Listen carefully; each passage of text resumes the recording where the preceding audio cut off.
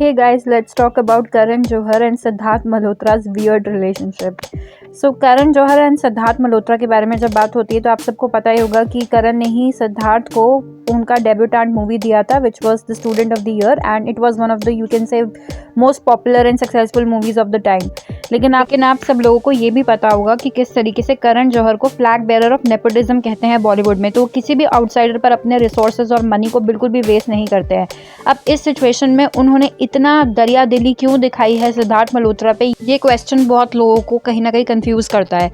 अब इसमें कहने वाले तो ये भी कह सकते हैं कि सिद्धार्थ बहुत ही मल्टी टैलेंटेड है एंड उन्हीं का टैलेंट देखकर ही करण जौहर ने उनको प्रमोट किया, उनको मूवीज दी। लेकिन यहाँ पे ये बात भी सोचने वाले कि करण जौहर ने सुशांत सिंह राजपूत जैसे मल्टी टैलेंटेड एक्टर को, एक्सट्रीमली टैलेंटेड एक्टर को बिल्कुल भी इस तरीके की अपॉर्चुनिटीज़ नहीं दी और इस तरीके से उन्होंने उनको बिल्कुल भी प्रमोट करने की कोशिश नहीं करी। तो सिद्धार्थ मल्होत्रा और कियारा आडवाणी पर ही इस तरीके के फेवर्स जब से कियारा आडवाणी ने सिद्धार्थ मल्होत्रा को डेट करना शुरू किया, उनको भी बैक टू बैक धर्मा की मूवीज मिलना शुरू हो गई एंड कियारा आडवाणी ने अपने करियर की some of the biggest movies उन्होंने धर्मा प्रोडक्शंस के साथ ही की हैं।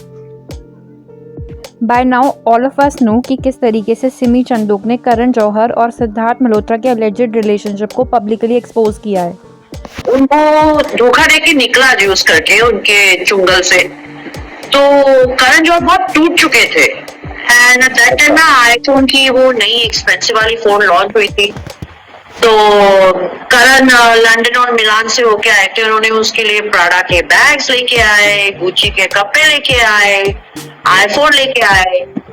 तो सिड भी he's from a very decent and good family from Delhi, but he was also struggling in Bombay, so it's not easy when you're from a decent family, you know. तो सिड ने उनको यूज किया, सारे गिफ्ट्स ले गया और करण जौहर के साथ from what I am told, it's very easy to compromise because he doesn't expect anything back from you in a physical favor. Karan Johar इतने प्यार में पड़ गए थे सिड के, ये मैं भी जानती हूँ। ऑनेस्टली यहाँ पर करण और सिद्धार्थ की अलेजेड रिलेशनशिप से ज़्यादा वियर्ड आलिया और कियारा का इन्वॉल्वमेंट है, क्योंकि अगर at one point of time Karan और सिद्धार्थ एक दूसरे को डेट कर चुके हैं तो कियारा इस तरीके से कैसे करण के साथ इतनी कंफर्टेबल हो सकती हैं एंड किस तरीके and if all of this is true then Karan Johar Kiara Advani को इतना फेवर क्यों करते हैं। कियारा आडवाणी को मैक्सिमम मूवीज करण जौहर के बैनर से ही मिलती है एंड लोगों का तो ये भी कहना है कि कहीं ना कहीं सिद्धार्थ और कियारा को कनेक्ट करने वाले भी करण जौहर ही हैं। Yes, sir. Is a brighter, happier future with Kiara Advani. She would be great, but then I'm manifesting it right now. Let's see. As per the industry insiders, Karan Johar ने एक बहुत बड़ा रोल प्ले किया है कियारा आडवाणी और सिद्धार्थ मल्होत्रा को एक साथ लाने में। In fact as per the industry insiders, Kiara and Siddharth पहली बार मिले भी करण जौहर की वजह से ही थे एंड उनका फॉर्मल इंट्रोडक्शन करवाने वाले भी करण जौहर ही थे। तो कहीं ना कहीं करण जौहर ने एक बहुत बड़ा रोल प्ले किया है कियारा एंड सिद्धार्थ को एक साथ लेकर आने में एंड उनके रिलेशनशिप में। But this is out right very very weird because आप ऐसा क्यों चाहोगे कि आपका एक्स बॉयफ्रेंड आपके किसी नोन पर्सन को डेट करे एंड आप उनके रिलेशनशिप में क्यूपिड का रोल क्यों प्ले करोगे, आप उस रिलेशनशिप को पब्लिकली क्यों प्रमोट करोगे एंड आप क्यों अपने एक्स के प्रेजेंट पार्टनर को इतने फेवर्स दोगे। What is even more weird that at one point of time Alia Bhatt भी सिद्धार्थ मल्होत्रा को डेट कर रही थी। अब आप खुद ही सोचिए कि आलिया जो कि करण को अपने फादर फिगर की तरह समझती हैं, उनको अपना फादर मानती हैं, उस केस में वो अपने फादर के एक्स बॉयफ्रेंड को क्यों डेट करेंगी। इस तरीके से तो उनका और करण का जो रिलेशनशिप है वो पॉसिबली आगे जाके ख़राब भी हो सकता है। तो इस पूरे सिचुएशन में मुझे ऐसा लगता है कि प्रॉबेबली शायद सिद्धार्थ और आलिया कभी एक दूसरे को एक्चुअल रियलिटी में डेट कर ही नहीं रहे थे एंड आलिया बेसिकली सिद्धार्थ की बियर्ड थी। बियर्ड ऐसी औरतों को कहा जाता है जो किसी गे मैन के साथ पब्लिकली खुद को एसोसिएट करती हैं जिससे कि उस गे मैन की सेक्सुअलिटी को छुपाया जा सके और पब्लिक में उसका डेफेमेशन ना हो। ये सब स्पेसिफिकली इसलिए किया गया था जिससे कि सिद्धार्थ का जो इमेज है पब्लिक में एक डिज़ायरेबल एक्टर की वो बनी रहे, क्योंकि अगर हम देखें तो सिद्धार्थ का जो भी करियर आज है वो सिर्फ इसलिए क्योंकि धर्मा उनको सपोर्ट करता है और इसलिए क्योंकि उनके लुक्स की वजह से उनकी फीमेल फैंस उनको पसंद करती हैं। अगर यही धर्मा प्रोडक्शंस और साथ ही साथ ये जो उनका डिज़ायरेबिलिटी का फैक्टर है अगर उनके करियर से बाहर निकल जाए तो सिद्धार्थ मल्होत्रा जो कि ऑलरेडी एक फ्लॉप एक्टर हैं वो बॉलीवुड में बिल्कुल भी सर्वाइव नहीं कर पाएंगे। This is probably one of the reasons कि why Karan actually favors Alia so much, because Alia भी Karan के लिए in return वो सब कुछ करने को ready हैं जो वो कर सकती हैं, and this is one of the major reasons that why today we see such a great bond between Alia and Karan. He did it.